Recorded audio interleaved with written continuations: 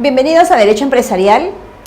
El día de hoy nuestra sesión consistirá en hacer una comparación entre una empresa y una sociedad aquí en el Perú. A ustedes les parecerá un poco sorprendente ver la lámina que tenemos a continuación. Estas hamburguesas. Una dice la expectativa y la otra la realidad. Pues efectivamente es así. Cuando uno imagina que una empresa y a su vez también una sociedad son como la expectativa de la hamburguesa del lado izquierdo, en la realidad cuando uno comienza a interiorizar en la labor de la empresa y de la sociedad, resulta que nuestra realidad es la del costado. Chata, para empezar, flaca, ¿no? De repente recién para comenzar a armar. Pues es así, cuando uno comienza a emprender, ya sea una empresa o una sociedad, no es lo que en realidad uno en un inicio piensa. Detrás hay muchos factores. Detrás hay todo el empeño, todo el impulso que uno le quiera dar. No es, mira, constituye una empresa y solita se va a manejar, o la plata llega sola. No, hay que poner mucho esfuerzo, mucho ímpetu y no desmayar en el intento. Es más, si hacemos una comparación de una empresa y una sociedad, respecto de la empresa estamos hablando solo de una persona. Esa sola persona, lo mucho, puede tener un apoderado o el apoyo de un gerente que lo motive y lo impulse en esa empresa. Pero en realidad todo el desarrollo es de una persona. Sin embargo, en una sociedad, y al menos son dos, el riesgo es compartido. Si de repente uno de ellos no puede, sabe y confía que el otro va a seguir el mismo impulso porque el interés es común. Entonces, es necesario, por ejemplo, entender que tanto una empresa y una sociedad, partiendo de sus legislaciones, son diferentes, pero en sí el impulso que se le da no es diferente, es muy similar. En nuestra lámina podemos ver o imaginar una gran empresa, ¿verdad? En este caso es una empresa que se encarga de productos, al parecer, hidratantes, ¿no? Estamos viendo unas botellas, estamos viendo allí que la maquinaria está avanzando y hay una persona de producción. Para, por ejemplo, llegar a esa situación, constituyendo una empresa que se encargue mínimamente de hacer los plásticos, va a pasar algún tiempo. Una empresa no es, digamos, construida de la noche a la mañana. Una empresa tiene todo un proceso. Ya les había dicho en sesiones anteriores que una empresa, por ejemplo, demora de 1 a 5 años para realmente sentarse en el mercado o, en su defecto, decirle adiós y extinguirla. Tanto esto como empresa como sociedad. Mucho depende del impulso que le den las personas, el producto o servicio y el mercado en el que se encuentra. Entonces, continuando con nuestra explicación dentro de la sesión de hoy, podremos manifestar que una empresa comienza con una persona con un capital pequeño y con el impulso de esa persona que a su vez va a contratar a operarios para el objeto al que se ha constituido. Sin embargo, en una sociedad tenemos a dos, en el cual podemos de alguna forma distribuirnos las, se podría decir, cargas de esta sociedad. Uno puede ser el gerente general, el otro puede ser el gerente comercial o el gerente que para el caso de sus propias habilidades pueda apoyarnos. Si ponemos de ejemplo a nuestra lámina, en este caso de una industria que es, en todo caso, las confecciones, podríamos decir que si fuera una empresa, esta sola persona tendría que encargarse de ver la adquisición de la maquinaria, de la adquisición de los hilos, del local, sobre todo si el tipo de fabricación va a ser de impacto en el colectivo. En el caso de la sociedad, se espera que las dos personas puedan no solamente distribuirse el trabajo, sino la especialización y sobre todo de repente darle un cariz y una visión diferente. En sí, tanto la empresa como la sociedad aquí en el Perú va a ayudar tributariamente y socialmente al desempeño y al darle empleo a la mayoría de los que estamos aquí en este país. Pero hay que siempre ver y trabajar todo con ética. Entonces, para llegar a esto se necesita mucho trabajo, mucha disciplina, inversión, reinversión y sobre todo visión empresarial. Vamos a hablar ahora técnicamente. En el Perú tenemos la ley 21621. Esa ley es la que se encarga de explicarnos en qué consiste una empresa individual de responsabilidad limitada. A comparación de la Ley General de Sociedades, en la que sí hablamos de una variedad de sociedades, ¿no? Podemos en todo caso hacer la diferencia. Este cuadro que vemos aquí nos va a ayudar a hacer la diferencia. En la primera columna tenemos la modalidad, característica, denominación, órganos, capital social y duración. Y en las otras columnas vamos a explicar en primer término a la empresa, en segundo a la sociedad comercial de responsabilidad limitada, en el tercer caso una sociedad anónima cerrada y finalmente una sociedad anónima. Respecto de una sociedad comercial de responsabilidad limitada y una sociedad anónima cerrada. En ambos casos es familiar y en ambos casos es una sociedad. Respecto de la empresa individual de responsabilidad limitada, se dice que las tres son utilitarias. Las tres pueden tener el mismo matiz. Sin embargo, las tres son de diferente norma. ¿Qué hacemos con la sociedad anónima? En este caso sería una sociedad anónima que podría ser una abierta, que es la más grande, o podría ser una sociedad anónima regular, que podría contemplar hasta 750 accionistas. Casi hasta esa cantidad. En este caso, este tipo de sociedades va a estar netamente abocada a la parte bursátil. No va a estar abocada tanto a la parte, digamos, operativa. Sí, efectivamente, la parte operativa es la que le va a dar la producción, pero consideramos que sus acciones van a avanzar más que las acciones de las otras sociedades y empresas porque estas se van a ver globalizadamente a nivel bursátil. Entonces entremos ya de lleno a ver cada una de las empresas y sociedades con sus determinadas leyes. Entonces, la empresa individual de responsabilidad limitada tiene como característica que solo tiene una persona quien la dirige, una persona quien la constituye, pero es una persona jurídica. A diferencia de las sociedades comercial de responsabilidad limitada, anónima cerrada y la anónima abierta o regular, estas empiezan de 2, pueden ser 20 o hasta más de 750. Si se fijan, hay una variedad.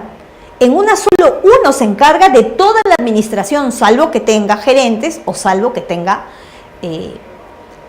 apoderados. Pero si no fuera así, toda la responsabilidad de la empresa recae en él. Respecto de las sociedades, 2 son los mínimamente encargados y la responsabilidad, en todo caso operativa, va a recaer en la sociedad, pero con responsabilidad de los socios en cuanto probablemente a su actividad o el haberse involucrado en la sociedad. Respecto inclusive de la forma como actúan, en el caso de la empresa no se tiene una forma como en el caso de las sociedades que pueden ser participaciones o acciones. Aquí la empresa individual mantiene su capital de acuerdo al movimiento y mantiene su capital directamente proporcional a la persona que lo maneja. En cambio, las sociedades no. Si es una sociedad de responsabilidad limitada, todos los socios lo que tienen es participaciones, no acciones. Y en el caso de los otros 2, sí tienen acciones, dependiendo si son acciones con derecho a voto o si además son acciones con derecho a voz y a voto. Hay que diferenciar que las que tienen voz y voto son acciones más completas. Ahora también hay que saber qué tipo de acciones son. Si son acciones de algún tipo de las que tienen más o menos poder dentro de la sociedad. Recuerden, hicimos una sesión en la que hablábamos que una de las partes importantes de ser socio es que además de tener, digamos, una condición social diferente a cuando uno es simplemente un ciudadano, una persona natural con negocio, es que uno adquiere poder. Claro, si uno tiene una acción que le permite tener voz y voto, tiene mejor posición y mayor poder respecto de una persona que solo tiene una acción con derecho a voz. Continuando con las modalidades, ¿cuáles son las características adicionales de la persona, o mejor dicho, de las sociedades frente a la empresa? En cuanto a la empresa toma decisiones por sí misma. En cuanto a las sociedades se encargan de reunir a sus socios o accionistas y recién toman decisiones. Es decir, si uno de ellos no está de acuerdo, estaríamos hablando de mayoría. Pero si todos están de acuerdo, estaríamos hablando de universalidad.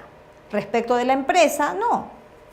Uno es quien decide lo que quiere y lo que no quiere. De alguna forma hay más flexibilidad. Respecto de la denominación. No hay ningún inconveniente. Pueden tener la misma denominación en cuanto a nombre de fantasía o nombre de realidad. Sin embargo, se diferencia en cuanto a las siglas de la empresa sociedad. Si fuera una IRL, tendría que seguir el nombre o denominación con la sigla IRL. Si fuera una sociedad, sí, dependiendo de qué tipo de sociedad sea, tiene que ir seguido de las siglas SCRL o SRL o SAC o SA o SAA. Esa es la diferencia, por ejemplo, en cuanto a denominación. Respecto a los órganos, ya les había dicho, si la empresa solo tiene una persona que decide, también quiere decir que él mismo es quien dirige, quien es el gerente. Siempre y cuando el titular decida delegar la gerencia en otra persona, solamente será titular y un segundo miembro, pero no así, director, dueño, el que maneja esa empresa, será a quien se le delegue esas funciones. Entonces, como órgano será el titular y la gerencia.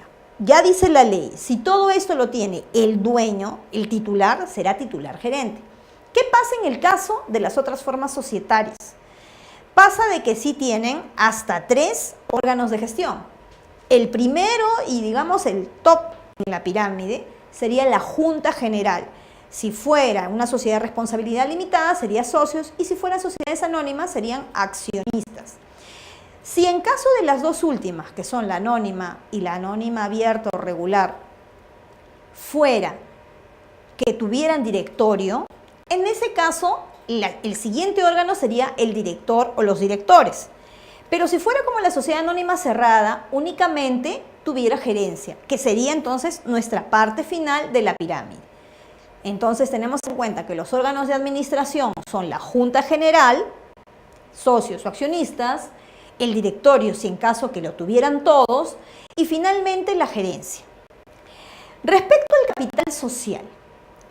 capital social, en todos los casos, ¿no?, estaríamos hablando de dinero o bienes muebles o inmuebles. Respecto de la empresa, recordemos, para efectos de que sean bienes muebles, los que sean los aportados al capital, debe haber un informe de valorización o en su defecto una declaración jurada de recepción de estos aportes ¿por quién? Por el titular gerente. Si fuera una sociedad, el informe sobre los bienes muebles que van a ser, digamos, recibidos como parte de un aporte de un socio, tendrá que ser suscrito por el gerente general. ¿Qué nos dice también nuestro cuadro? Nos dice que el capital está representado por participaciones, claro, cuando es el caso de una sociedad de responsabilidad limitada. ¿Qué ocurriría si fuera una sociedad anónima cerrada? Serían acciones, porque las sociedades están dispuestas por acciones. Acuérdense, es anónima. Estas acciones van inscritas en el libro de matrícula de acciones. ¿Qué ¿Qué dice en todo caso también la norma sobre el pago de la suscripción de estas o participaciones o acciones? Tiene que estar mínimamente pagadas al 25% para el caso de la SRL, también para el caso de la sociedad anónima cerrada. Sin embargo, para el caso de las sociedades anónimas, se permite que el aporte pueda ser inclusive en moneda extranjera. Recordemos, siempre el tema de la sociedad anónima que puede tener visión a ser abierta es básicamente de otro tipo de mecanismo. El mecanismo sería un mecanismo bursátil. Entonces, si ustedes están revisando, ¿no?, también de las sesiones anteriores dictadas, hay una gran diferencia en la parte metodológica y estructural. El factor común de todas ellas es el emprendimiento y sobre todo la constancia que le den sus integrantes para efectos de sacar adelante estas empresas. Todas ellas van a tener un inicio y todas ellas van a tener un final, como dice la canción. Sin embargo, cuando se inicia o constituye, en ese momento es que uno determina la extensión de vida o duración de esta o empresa o sociedad. Si yo no la determino, entonces su duración será indeterminada. Pero si yo la determino, puedo también modificar esa determinación y puedo hacerla indeterminada realizando una modificación de estatuto. Y en los 4 casos hay modificación de estatuto. Recuerden que no es estatuto, sino estatuto. Respecto de la IRL es la decisión del titular gerente, no hay pacto social, y luego viene el estatuto por el cual se va a regir. En el caso de las sociedades sí tenemos un pacto social previo y luego viene el estatuto por el que se van a regir los socios. Bien, hasta aquí nosotros hemos explicado todo lo que corresponde a la comparación entre una empresa y una sociedad. Vamos a hacer un último recordaris. Una empresa, por lo general, antes de ser constituida por sus integrantes, empresa o sociedad, tiende a tener una expectativa grande. Recuerden siempre la hamburguesa más contundente. Pero ¿cómo se inicia? Como la hamburguesa más chiquitita. Esa es nuestra realidad. Pero eso no quiere decir que nosotros no lleguemos a nuestra meta, que es como la hamburguesita más grande y contundente. Tenemos que tener en cuenta para llegar a tener una empresa sólida en este país es cumpliendo las normas, pagando los tributos, teniendo una conducta ética y sobre todo teniendo valores. Una empresa y una sociedad en el Perú no es la empresa o sociedad del Pepe el Vivo. Uno tiene que saber asumir responsabilidades y ya hemos hablado de eso. Son responsabilidades civiles, responsabilidades administrativas, responsabilidades penales.